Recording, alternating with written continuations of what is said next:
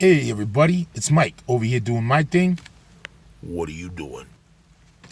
So, I had a doctor's appointment today, just to check up, nothing major, so that's good. But I'm gonna get to see if my scale is right compared to theirs, because they got the heavy duty fat people scale. So, we'll see what happens. Mine weighs me, but we'll see how accurate it is today. If it is accurate, I'm down another 5 pounds since last week, so that's pretty awesome. It's keeping me excited, keeping me going. Not every day is exciting, of course, but I don't know. The thing I've been thinking about a lot is, we have almost every tool available for us to create our own happiness, for us to be the person that we want to be, because that's what's going to make you happy. When you become the picture of yourself that you have in your head, or that you have of who you are and who you want to be, and it matches up with who you are and who you've become, that does bring some happiness with it, because things are lining up for you, and that brings I don't know, it brings a happiness. And so what I'm encouraging you to do today, sorry, I'm a little scratchy. Let me drink the coffee here. So what I'm encouraging you today is do that one thing that gets you closer to the vision of yourself in your head. We all do stuff we don't like. We all do stuff we're not proud of. We all make mistakes. That's pretty much what I'm saying. But when we can make those mistakes, I don't know, within our identity, I guess. I'm not. I hope you understand what I'm trying to say. I can't seem to find the words for it right now. But when you live the life you dream of living, or when you become the person you want or always thought you were, there's a happiness that comes with that nothing else can bring you. That's quite like that.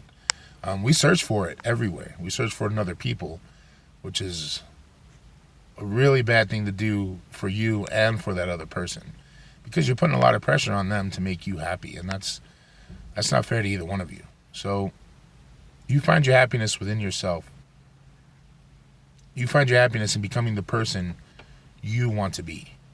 Not what everybody thinks you should be, but who you want to be. You want to be more assertive and stand up for yourself, then start doing those things. Stand up a little bit with the little things. Don't be a jerk about it. Just make your stand. You want to be more friendly. Well, then make yourself a little more vulnerable. You know what I mean? Because that's what's gonna bridge that gap between you and that social life you want. If you want to be whatever it is you want to be that you're not, start taking those steps now to get there. And it just little steps every day. I mean, you hear that all the time, but it's true, because we can't change overnight. We're not radical changers. We're not, unless something crazy happens and boom, it changes us. But anything else that we want to change on our own, you have to work at it. And you start little. You start small. You start your first job, the MIC job. You're not starting off building rockets and designing, high-tech stuff. You got to work your way up to that. And so you start off, cleaning up the place or making deliveries or whatever the case is. You start small and you work your way up. It's the same with life. You want to make any changes, you start small, you work your way up. The cool thing is when you do those small things, you start to see changes. And they can be big, which is really cool. And so you start seeing those big changes, or even those little ones. By you making that little effort, it encourages you to make a little bit more. So that's what I'm encouraging you today. Take the step, baby steps, small step, do your thing, get out there and do your thing. Become who you want to be. Because when it comes down to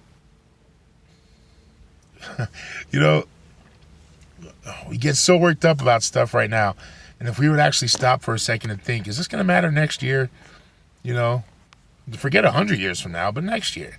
Is it going to matter?